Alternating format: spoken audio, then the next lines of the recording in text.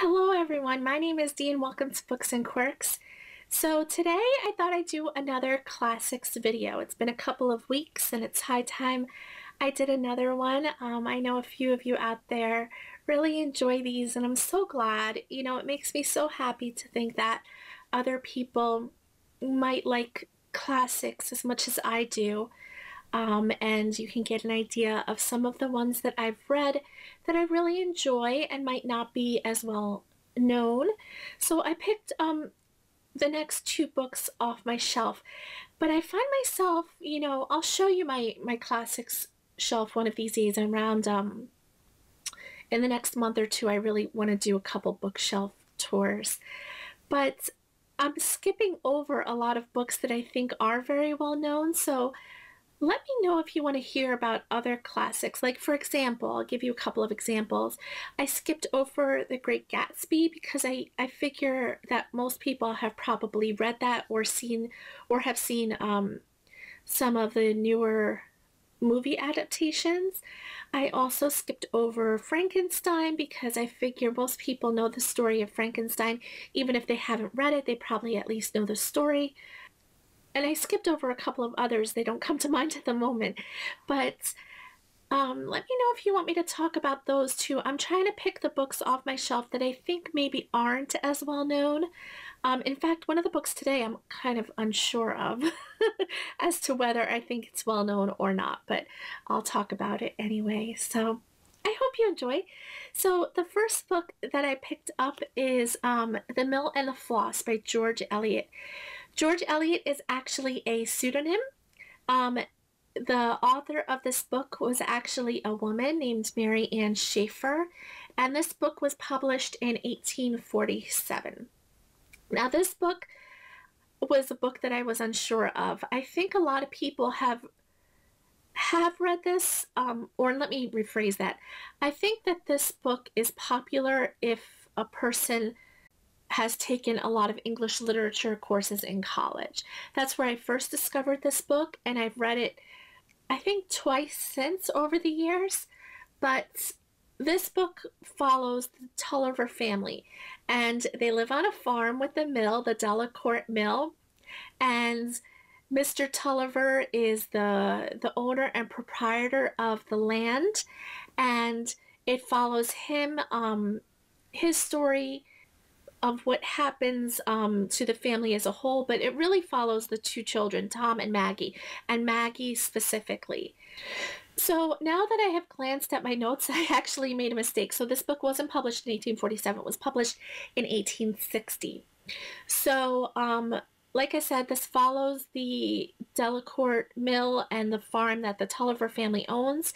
It follows two children, Tom and Maggie, and it starts when Maggie is very young and it follows her into adulthood.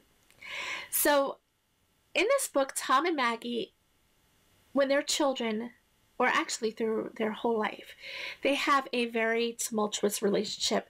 Tom, Maggie always seems to get herself in trouble. Tom takes out a lot of his anger on her, and it really shows the inequality that existed back then because, men were, the heads of the family, and they had a lot more opportunity than women. A lot more opportunity. They had all the opportunity. Women had very little opportunity. But Maggie is such a lovable character, I think. She is very emotional. She is very attached to her father and brother. She longs for their love, and she wants them to be proud of her. And a lot of the story is her coming to terms with that as she grows up, and also growing up in the face of some hardships that the family farm faces, financial hardships and lawsuits and the threats of ruin. The strenuous relationship between her and her brother and her father kind of force her to grow up rather quickly and deal with this. So this book as a whole is not really a feel-good novel, but it is very enjoyable anyway, in my opinion. This book is about so many things. I mean, it's about love and family and loss and even gender inequality to some extent. But above all, this book is about perseverance. You know, Maggie does not give up despite facing some really difficult things. And I'm not just talking about, you know, what happens with the farm and her brother and her father, but other difficult things, because she's forced to grow up so quickly. When she's still a young girl, she goes to become a governess to help out her family. That was one of the few jobs available to women back then, and she's forced to take care of some pretty difficult children, and it's quite hard. But she never gives up. You know, she keeps on going despite all of this. I thought this book was so moving, and I thought the characters, you know, kind of jumped out of the pages. I loved Maggie so much in this book. I don't know if everyone will feel that way, but I really loved her, and I felt for her, and you know, I sympathized with her. So I think anybody that loves family drama and a coming of age story would really like this, but it's not a feel-good novel, just know that, but it is a moving novel nonetheless. I really do love it. And yeah, I hope a lot of other people, you know, give this a shot one day. So the next book that I picked up off my shelf, I don't think is really that well known, and it's Agnes Grey by Anne Bronte. So Anne Bronte, I think, is the least known Bronte, or the lesser known Bronte sister. Her sisters Charlotte Bronte and Emily Bronte are far better known, I think, than Anne Bronte. Whenever I mention Anne Bronte to someone, they seem not to have read anything, so I think that this is a good pick for this week. This book was actually published in 1847, so the Mill and Floss was published in 1860, this was 1847, but still around the same time period, you know, early to mid 19th century.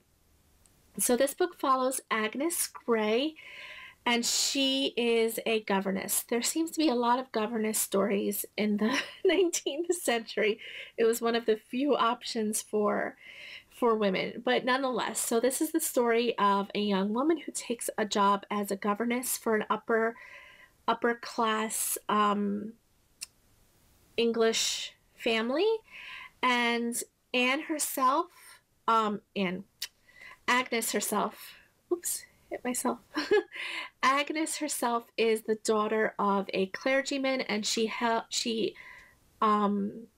led a very sheltered life growing up.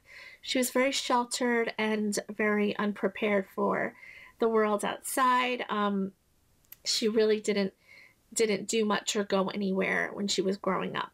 So she applies to be a governess for this family. She feels like she's a good teacher, and she feels like she'll do a good job with children.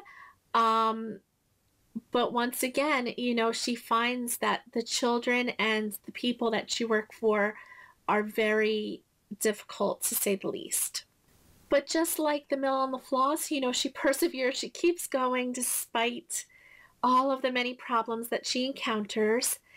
And I just think that this is a feel-good story. You know, she finds, you know, there's a little bit of a love in this book, and a love story a little bit. And I just think that it was a really fun read. It's also a really short book. So if you want a short book, this is it's under 200 pages. At least the copy that I have is under 200 pages. It's just the regular Oxford Classic book.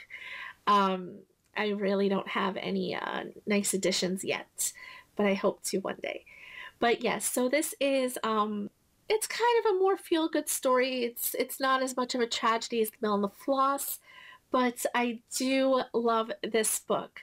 So all of you probably know, I also love her sister Charlotte Bronte, and Charlotte Bronte is the author of Jane Eyre, and Jane Eyre is also a governess. So that's why I say, like, there's a lot of governess stories in the 19th century when it has to do with women. And if you didn't like Jane Eyre, I don't want you to be put off by this book, because even though they're both governesses, this is a very, very different plot than Jane Eyre.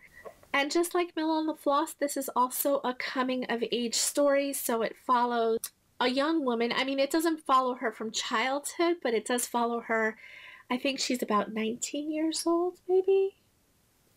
So she's very young, she's very vulnerable, and because she was very sheltered, she finds it even more difficult when she starts to get out into the world and work for this family. I think this book is very much about family and love.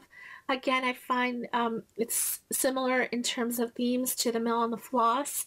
And as the book progresses, Anne doesn't give up in the face of challenges. I think that's really why I love these books so much. In a lot of these books, the women, in my opinion, aren't really that flighty, as a lot of women were in the 19th century. These women were forced to do, pretty horrible jobs sometimes, and they still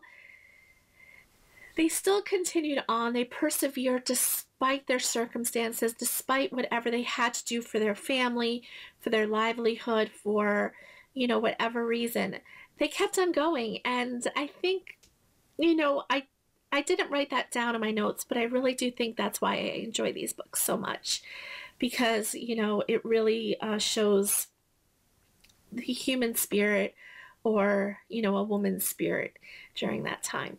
So that is all I have for you today. I hope you enjoyed. I hope I explained those books well enough. If any of you ever pick this up, I would love to talk to you, or if you've read it in the past. With all of the classics that, I show on this channel, like I said in previous videos, I love them all, and that's why I kept them. And most of the classics on my shelves are, ones that I've read many times over the years, at least a few times over the years. I hope you enjoyed. I hope you all have a wonderful day, and I will see you all next time. Bye.